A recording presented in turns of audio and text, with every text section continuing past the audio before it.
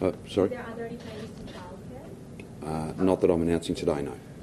With the lockdown towers, you've said that the government will provide all and any support for residents in those towers. But many residents weren't given essential supplies, and some of what was provided was out of date, insufficient, or culturally inappropriate, like pork for Muslim families. What's gone so wrong here? Well, I wouldn't put it in those terms. I'd say to you that there are literally hundreds and hundreds of people that are doing the very best they can. This has never been done before. It's not like there's a handbook that you can turn to. There's no how-to guide for this, and I can tell you there are thousands of people down there doing everything they possibly can. We know and understand how challenging it is, and that's why people are working every hour of every day, literally day and night, to provide support to those families. I think that whenever you set up an operation like this, and no one likes to receive advice to say you must lock these towers down and you must do it right now. Of course, you'd always love to have a longer run-up into that, but that would have put public health and indeed the personal safety of so many of those vulnerable families at real risk. None of these arrangements are ideal. You'd much prefer not to have to be doing this, but I can assure you that every single effort is being made and that all of the people that are involved in that massive logistical task are doing the very, very best they can. I'm pleased to see that there is door-to-door testing really been ramped up today. The sooner we get those results, the sooner we can have new settings, a new and a much easier set of restrictions for those towers. Noting that if our strategy is successful, then we will not see the virus run through all of those towers with not a few, but indeed the vast, potentially majority of people in those towers testing positive. How many tests have been completed in the towers and how many more do you have to go before? I'll get an update tonight. Obviously, you always do more the second day than the first, and these things they get to scale and then they really start to ramp up from there. But there's certainly many hundreds of people, not all clinical staff. There are teams that are going out floor by floor and door by door to do that important testing. As soon as we can get that testing done, then we'll be in a position to assess the data and to make a new set of rules for those towers. That's the strategy. That's our plan. 5 days was the orders made for 14. I want it to be much less than that. It is still our aim to be 5 days. That's our aim. Whether we can to the hour get that done is yet to be seen. But I wouldn't want anybody in the towers today to be in any doubt. You will be under these restrictions for not one moment longer than you need to be. And the best thing to do is to get tested when someone knocks on your door, and that does take some time. It needs to be done properly with all the infection control protocols, but my last report, which was only an hour or so ago, is that those teams are out there and they're working very, very hard. Premier, 6 weeks you've given us lockdown. Yes. If the numbers drop off, will you be able to bring it off earlier? Or Rich, I want to be, I want to be really clear with you and with every single Victorian. We could have gone for a shorter period, but the advice is, and it's a genuine choice, you can go shorter and then potentially have to extend it out. But given that people would obviously want some notice, just as there's the rest of today and tomorrow up until midnight before these restrictions occur, if I said 4 weeks, then you guys are going to be asking me on the Sunday before the 4th week, so at the end of the 3rd week, what's happening in a week. 3 weeks is not enough data. The life cycle of this virus is about the 14-day period. Obviously, the 6 weeks means we have 3 of those full cycles. And if you were starting to see stability and low numbers, then we'd have much greater confidence that those were real numbers rather than a false sense that the virus was not there anymore or that it was at such low levels that a suppression strategy would be able to work. Did Victoria ease restrictions too soon, or is this a result of leakage of the virus from hotel environments? Well, there's a couple of points. We've been roundly criticised for not letting off restrictions faster, so I don't know that would be the case. But no, that aside, did you ease restrictions? No, I don't believe so, no. When you shut down, Sorry. Comes from hotel environments. Well, no. Let me just finish. You've asked me, you put 2 things to me. There, of course, could be a 3rd and a 4th. There are mysteries in this thing. Sometimes you'll never know where things came from. That's the nature of something that's so wildly infectious. There's a process to look at the first issues you raised. In terms of restrictions, these are National Cabinet decisions. I think we were probably more cautious than some, so I wouldn't see that as a contributing factor. Again, I'm not here to criticise Victorians. I'm not here to be lecturing Victorians. but I've got to call it out, and I think every Victorian knows at least one other person who perhaps hasn't been following the rules as much as they should have. We have, to a certain extent, allowed our frustration to get the better of us, and that means that regardless of what the index case is, regardless of who patient zero is and how they became infected, the virus then spreads. And I'll take you back to an example. A person gets infected, they're in a family of 6 or 7 or 8 or even 10 people. They then go home, they're unwell, they don't get tested for quite some time. They're wildly infectious, they go and visit other families. Small, large, north, south, doesn't matter where it happened, but all of a sudden you've got the virus out there and it runs so quickly that even the delay in taking a test and getting it processed is enough to see a doubling and a doubling again. So what starts with one person is, in the space of a couple of days, something that is well and truly away with 50, 75, 100 people. That's what we're up against. And the mildness of it, that's the real devil to it. The fact that so many people can have it and not even feel unwell. Or if they do, the symptoms are so mild that they're not a prompt to go and get tested. Ultimately, we have to take this as seriously as we take bushfire. We can't, this is binary. It is life and death. And if it gets away from us, and I just don't want to hear any more of this stuff from younger people or from otherwise healthy people, regardless of their age, that it won't affect me. Well, it will. It'll affect you. There are people across the world who have died who are otherwise healthy. And not one or two, very significant numbers. Then, of course, all of us are part of families. And loved ones being gravely ill and potentially dying, that'll affect you too. And the restrictions will affect you, of course. So it's not about singling out one group. I think there's been some complacency, there's been a sense of frustration, and I get that, I understand that. I'm not really criticising it. I understand it, but it has to change. It just has to change. You're blaming people like community behaviour, but at the same time, this has come from hotels that's been identified, so isn't there some responsibility there? Well, and no one has moved away from accepting responsibility on that basis. But as you know, Rich, we've got a process and we'll let that run its course. To your other issue about trying to get, one answer and to kind of deal with the riddles that this virus often throws up at you, there'll be further genomics done. We don't have a genomic picture which does give you a further sense of things. That's by no means a complete picture. There's some time taken to do that. Ultimately, I suppose we can focus on how it is we got to this position. We could pretend that we're not here, or we can just all work together and work really, really hard to get this job done. And part of that will be a team, thousands of people in my team working extremely hard in lots of different ways, and hopefully millions of Victorians accepting and understanding that this is really serious and it's not over, and the rules are there for your safety and for the safety of others. Every Victorian family benefits when each Victorian family does the right thing. That's what these next 6 weeks have got to be about. And when we get to the other side of that 6 weeks, I don't know, that seems a long way off, but when we get to the other side of that, then all of us have to recommit ourselves as we open up to that sense of vigilance, to that sense of being just as serious after a lockdown as we are during it. Is there an indication in the numbers today and indeed yesterday of how many of these cases are in the hot zones and how many are outside? There's still a concentration, whether it be in hot postcodes or adjacent postcodes. So if you look at it more as a corridor, there's still a significant representation there. But as we said before, and we'll be able to provide some more data, particularly as we move into tomorrow, we've seen significant further cases. Whether they're linked, that's a matter of the investigation process.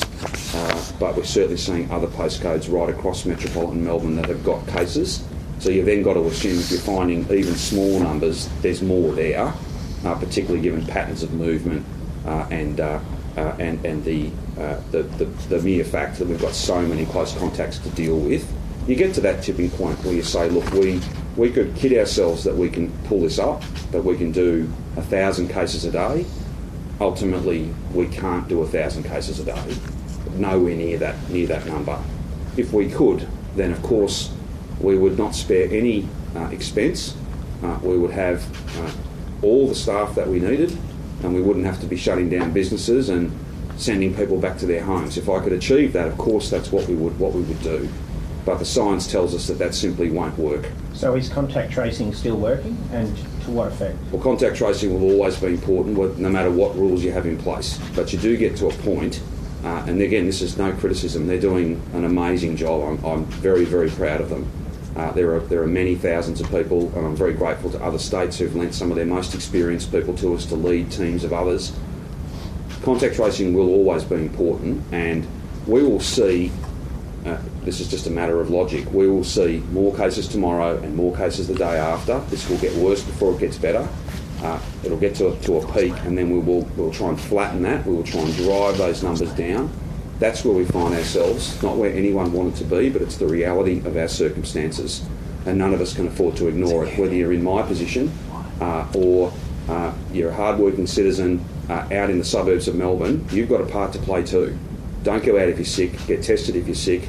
The rules are there for you and your family and every family, and that means you have to follow them. How are you defining Metro Melbourne? Is it given, say, Geelong's got a lot of commuters, or the Mornington Peninsula has a lot of commuters? Mornington Peninsula is included in metropolitan Melbourne. Geelong is not, so we'll get you the full boundaries, but I think we've given you a list of postcodes, but the Department of Environment have a well understood boundary, 31 LGAs I think, and then of course Mitchell Shire is included in this also. And do these restrictions for school or the extended school holidays, do they apply in regional Victoria? No, only for metropolitan Melbourne. So regional schools, everyone will go back to school? It's business as usual in regional Victoria, and that was the key point. We didn't want a situation where we had, for instance, Year 12 students. We didn't want Year 12 students to be in two fundamentally different positions, those in metropolitan Melbourne, those in regional areas. The exact nature of that and any targeted support that might be required beyond that, I think if you would recall when we announced the initial $5,000 grant, we certainly didn't rule out doing more. So there has been some time pass between that original decision and where we are now. So the Treasurer and the Minister for Industry Support and Recovery they're doing a power of work at the moment, and we'll have some further announcements to make very soon. Have you done any modelling of what the 6-week lockdown, what impact that will have on the state economy? Not on the economy at this stage, no. We know that we're in for a very difficult time. Ultimately, the public health response has to lead, and then we provide the support, the stimulus to try and repair the economic damage that this virus is doing to the entire economy, families. But that's significant, of course, but life is more important, and not having that tragedy visited on any more families than we possibly can. That's what's driving all of us. Premier, just on the schools, Premier. It's exceptionally emotionally taxing, yes, and very onerous for people. There's one question: are you sorry to Victorians? I am very sorry that we find ourselves in this position. I would just, with the greatest of respect, put it to you though, that getting this virus and dying from it is very onerous too. Like, this is challenging. I get it. I know that. I understand that. I didn't want to be in this position. No Victorian does. But let's not see this as simply an inconvenience. It's much more than that. It's a pandemic, and it will kill thousands of people if it gets completely away from us. And that'll be more than inconvenient. That'll be tragic. We don't want that. We can avoid that, but we all have a part to play in that. Given there were cases at H&M, was consideration given to extending the shutdowns to businesses like H&M and other places where you've seen cases like that? We have seen outbreaks in lots of different settings. They're all managed on an individual basis, and I don't think any two outbreaks are the same. There'll always be unique features in terms of the type of business, the physical space that you're dealing with, patterns of movement, all of those things. So they're all treated on their merits, and there's a well and truly understood list of infection control protocols, as well as an outbreak response that has some consistent features, but it then applies logic and applies science and best practice to the individual circumstances. Just on the schools, Premier, just to clarify, sure. For metropolitan schools, Year 11s and 12s aside in special schools, they could be moving back to home learning? Absolutely, they could be. I'm not in a position to confirm those arrangements now. That's why there's an extension of the school holidays, to give us time and to give parents some certainty that there will be sufficient notice. I know that's a very significant step, to have to go back to learning from home. I would just say that that won't be an easy decision to make. It won't be done flippantly. It'll be a lot of data, a lot of thinking, and there's already been a lot of thinking going into it. To this point, we're not quite ready to be able to make that call because we know how impactful, how serious that is. We did want to get our 11s and 12s and our special needs kids that are at specialist schools back to school on Monday. That will happen. We think that is the right balance to strike. Some additional pupil-free days where teachers will be at work. There'll be supervision and holiday activity for those who have to come to school because mum and dad are at work. But that extra time, I think, will be invaluable to us. And as soon as we can confirm our plans with parents and with school communities, we will. Brett, just on the schools, if I could, have you been concerned at how many of the recent outbreaks have been linked to school communities? You've had several primary schools and Altaqua College. Is that a big concern and surprise for you? I was certainly a bit surprised at how much we saw in schools in terms of cases. I think it was a measure of how much transmission was going on around those schools. It was certainly the case that the great majority of cases that turned up in those schools were from kids who'd acquired it at home or acquired it outside of school and then be subsequently identified and the schools closed as a result. Altaqua College is probably a different example. There seems to have been transmission in the school that was quite substantial.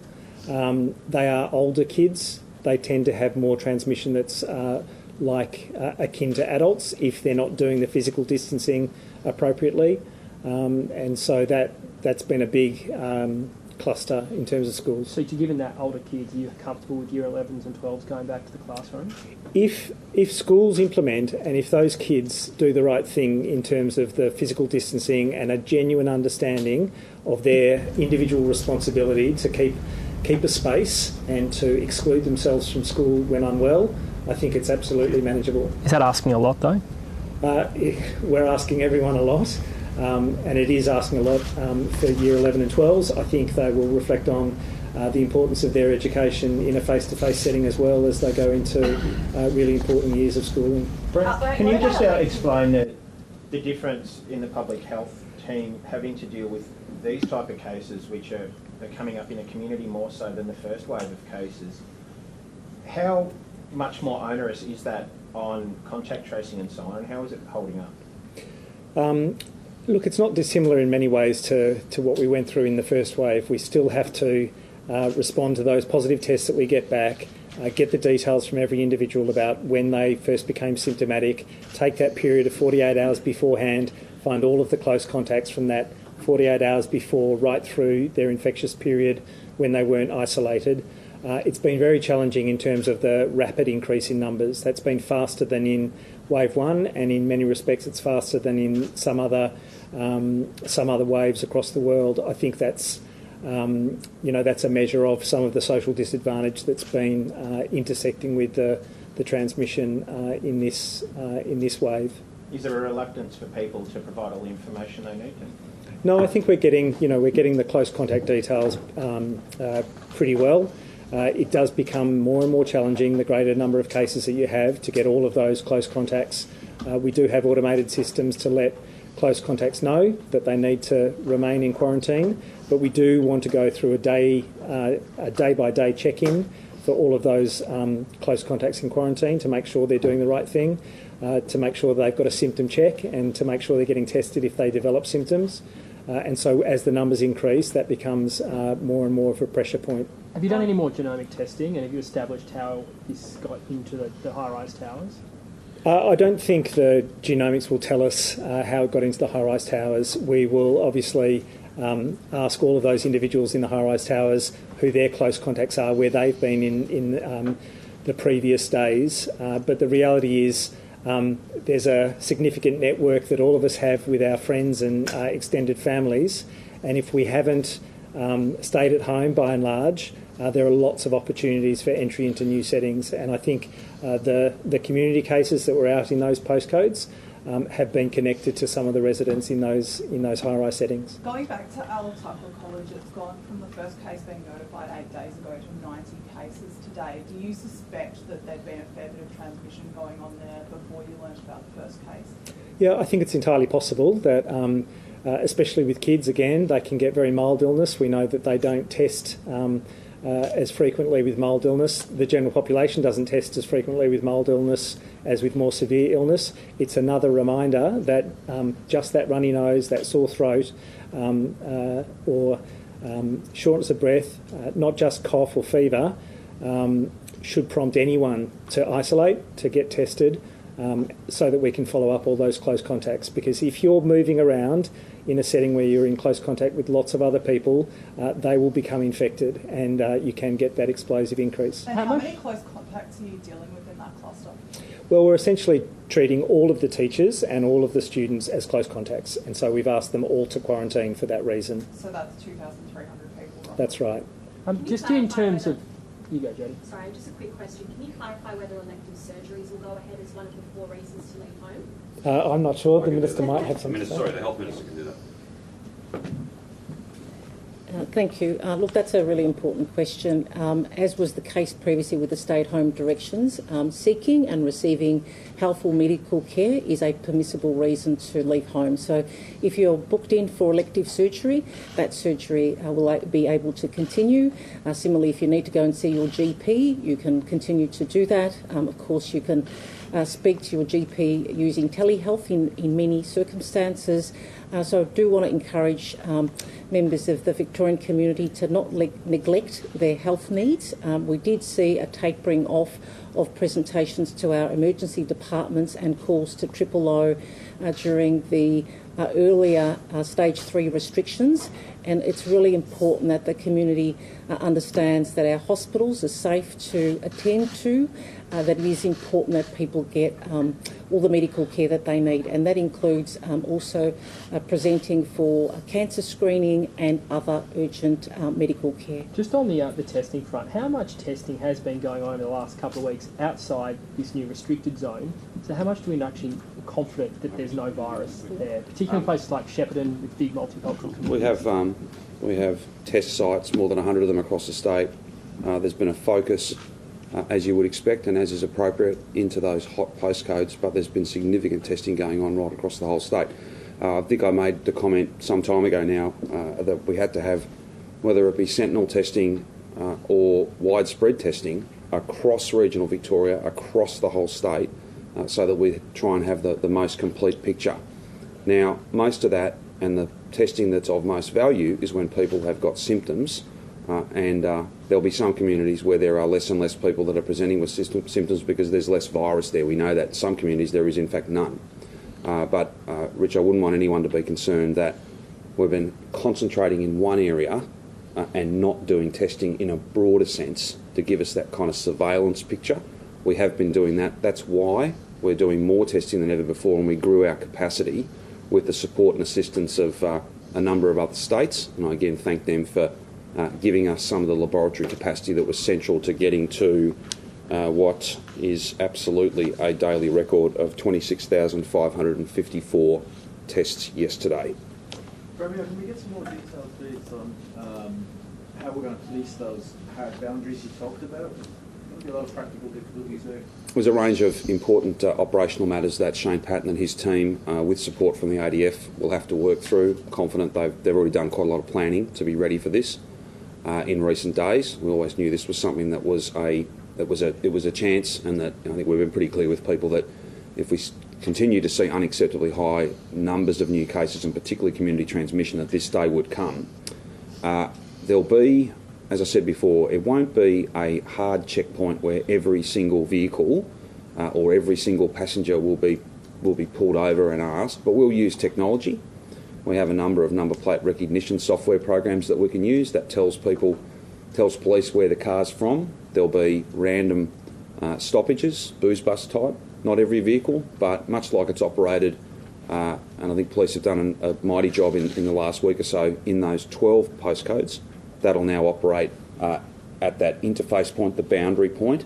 There'll be more detail we can give you once all that planning is finalised, Noel, but I'm very grateful to the Prime Minister. Those around 260 ADF staff that'll be in the State Control Centre at staging points, providing support, very practical support to Victorian law enforcement who will be doing those checks. That makes a big task just a little bit easier. There's a lot of families who are currently away in regional Victoria Yes. on school holidays. Do they need to return before the no, they'll be able to complete their holiday, but no one will be able to go on holiday from metropolitan Melbourne, because leaving your home for the purposes of a holiday is not one of the 4 permitted reasons. Last week you said that the hotel quarantine leaks had accounted for a significant portion of the new cases. Is that still the case? Do we have any updated information on whether a lot of these new cases are still linked to that? There's no further information that I can provide to you. When I can, then of course we would. On a slightly different issue, New Sure. South Wales Police Minister David Elliott said it would be the decent thing to do, and that's a quote, for Victoria to pay for border closure. What are your thoughts on this? I don't know the New South Wales Police Minister, and I'm in I have no interest, and I simply don't have time to be getting into an argument with him. He's made those comments. I deal with the Premier of New South Wales, not her ministers, and I'll speak with Gladys about that issue. She certainly hasn't raised that with me. There's a bit of anger in the community this time around at the situation we find ourselves in, and a lot of that is directed at your government, given, I guess, the hotel quarantine situation. How are you going to bring the community with you over the next 6 weeks, given what you're asking them to do again? And we've all been there, and it's frustrating. Sure, there's no doubt that it's frustrating. There's no doubt that it's frustrating, Lundy. If you could pass a law to deal with this, you just would. If you could ignore it, then that would be an option. That's not an option. This is real, and we're in this position. We can't change many things. All we can do is change our behaviour. All we can do is remember that this doesn't discriminate based on age or postcode. It doesn't discriminate based on faith. It doesn't discriminate based on anything. This virus is wildly infectious, and young and old, healthy and otherwise ill, will finish up a casualty in this if we don't all of us, every one of us, take this as seriously as we need to. And that is to not let our frustration get the better of us, and I appreciate. No one is pleased to be in these arrangements, no one. No one's pleased to be in the position we're in. But it is not an option to refuse to accept the reality we face. It's not an option of just passing a law or giving a speech. We've all got to own this at a very personal level, because each of us, in the way we conduct ourselves and the way we protect our family, can in turn protect every Victorian family. That's what's at stake here. I understand, I appreciate, I get it very clearly. No one enjoys these restrictions, and I don't enjoy having to impose them, Lundy. I never have. Just a question for Brett. What is the current state of how many, I know Rachel asked about close contacts being monitored, about Al-Tuaca, but generally, how many are you looking at? It's over 5,000 close contacts. So, you can generally take the number of active cases, multiply it by 7, 8, 9, and you get a figure for the close contacts that we're looking at. Premier, just with the tap. No, I think just before we get off that, Rich, that just gives you a sense that it's a massive team, and they're all working literally day and night. But you do get to a point. Grant made the point earlier, asked the question about are people. Are there enough people? You do get to a point where you just can't find enough people to manage a group that's doubling and doubling again. That's not just the positive cases, but all their friends, all their family, everybody that they've spent time with. It gets to a point where you can't have confidence that you're actually finding everybody and putting your arms around them and pulling it up. You can't have that confidence, and that's the position. We may not quite be there, but we're very, very close. In terms of people who are sick, particularly in the towers, have you considered moving them to the Peter Mac, the old Peter Mac, which you spent hundreds of millions of dollars getting ready for a wave? Is that something that's on the cards? It wasn't quite that much money, but we did. You're right. We did spend some money there. That's a no regret spend, though. There's a lot of different things we can do with that space. There are lots of different things we can do. What I say is this: those matters are not settled yet. We've got to get the testing done first. It just stands to reason. We have to know how many people in the towers have got it. Then we have to have a sense of how it's presenting, and some it will be mild. But they might live, for instance, with somebody who's got a whole range of underlying health conditions, and it's not safe for them to quarantine at home with an elderly relative. So are they being separated at the moment, those 70 people? The key point is anyone who tests positive is treated differently, and if there are particular vulnerabilities in their household, then the public health team try as best as they can to be able to respond to that. Once we get the testing done, and it won't just be At the end, it's as we move through and as we get results, we'll put in place the most appropriate public health policy, but also the most appropriate care framework for each and every one of those families. We've got 7 active cases in the Mitchell Shire at the moment. If Yes. other regional shires or local government areas reach similar levels of active cases, will they be included in the lockdown? And conversely, if Mitchell gets those under control, will they be excluded earlier than 6 weeks? I'm not in the position to be able to forecast or even countenance the notion of anyone coming out of this earlier than the 6 weeks. I think we need to prepare ourselves and ready ourselves for that being the timeline. That is, in the judgment of our public health team, a long enough period to bring some stability, but also have confidence that the numbers we were getting at that point were, in fact, a real set of numbers.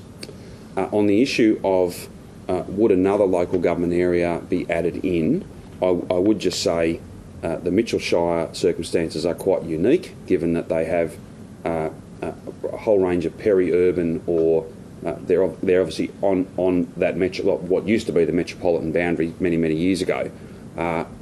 That means that they are unique. They're not like a regional community that's 150 kilometres away from the edge of Melbourne.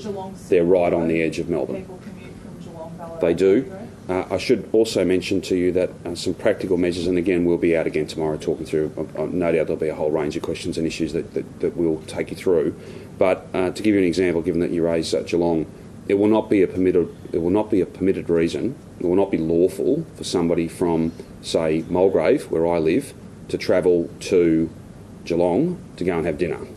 And if I did that, I would be asked by any and all venues I tried to present to provide ID, just like they take name and phone numbers now. The notion of ID to determine that you are local and not from Melbourne, that will become a feature of the way those restaurants, cafes, bars, pubs, the food service parts of pubs, that's how they'll have to operate. The exercise thing I know may be a bit counterintuitive, but we just can't have people moving unnecessarily. Work is one thing if you can't work from home. Caregiving, that's obviously different.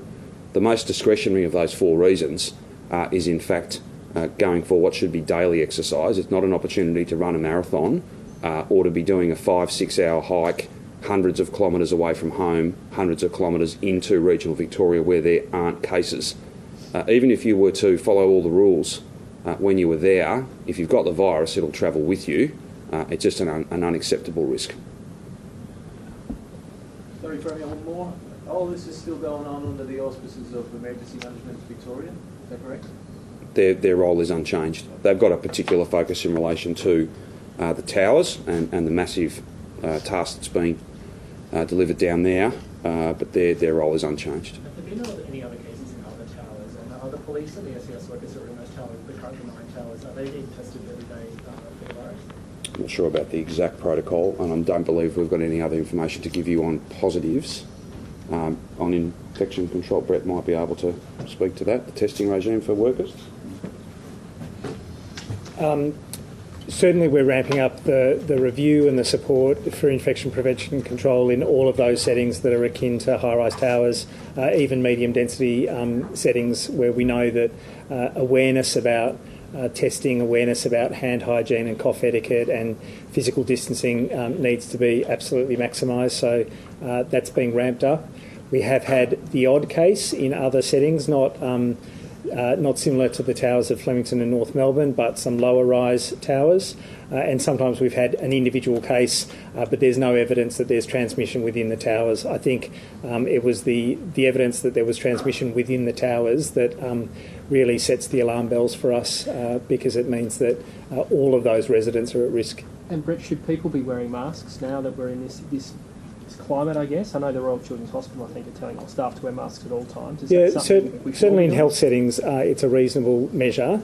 AHPPC has made statements on masks. I think they're statements that I support, which is really that where community transmission isn't negligible, that masks are a reasonable thing to wear where you can't physically distance. But we're working up some communication materials, and I'll have more to say on that in coming days. Brett, I just want to ask you as well, are you aware of any close contacts identified through the COVID Safe app? I'm not. As I've said before, the COVID Safe app is of greatest utility if you're amongst strangers who you wouldn't normally identify as household members, as friends, as family members who you visited, because most people are still only visiting those closer contacts that they're familiar with and have the details of them. The COVID Safe app isn't providing that additional information. I'm sure if there were a case to pop up in other parts of Australia where there's much more mingling with strangers, where pubs and clubs are open, the COVID Safe app would ping some strangers who are not known to a positive case. So it's got, it's definitely got utility, and I think it's something that everyone should download. But we're in a situation where the close contacts that we're identifying are those that are already known to the individual. Any other issues? If not, Thank you very much. Sorry, yes, just yeah, one. It's sneaking in there. you won't make me regret the one additional question. Yes. So, given that previously it was announced that the hotel quarantine system will be suspended for 2 weeks essentially, and all the flights diverted to other states, not Victoria, well, it's sort of stuff out as far as Correct. that goes. Given the exponential rise of cases in Melbourne, is it still the plan to resume hotel quarantine in Melbourne for return travellers, or is that not really something that Victoria is capable of handling? I think that our focus is appropriately on dealing with extra cases, dealing with outbreaks, and doing everything we can to enforce these lockdowns and make sure that they work. That is our focus. Out of respect for some conversations I've not yet had with the Prime Minister, I won't go any further than that, but we may not be in a position to be able to resume at the end of this 2-week pause, but I'm sure you'll allow me the opportunity to have that conversation with the Prime Minister first. Just on the Prime Minister, given Yes. we're back down, had any chats about extending job seeker, job keeper payments to Victoria? I've had a conversation with the Prime Minister just before we came to this media event today, and I'm very confident that the Prime Minister knows and understands that there will be different forms of hardship in different parts of the country, different industries, different sectors. I'm confident the Prime Minister knows that, and that he and his colleagues are looking to design whatever the next series of decisions that they make, whatever those new or different policy settings are. I think he's going to be guided by that hardship, just as we are. Where there's hardship, you've got to have a response that's appropriate to that, and that means that you've got a set of policies, a set of tools that, where they're needed most, they'll make the most difference, and that may well be, given our circumstances, that may well be of additional benefit because we have additional need now and, of course, into the future. If there's no other issues, I'll see you tomorrow. Thank you. Thank you.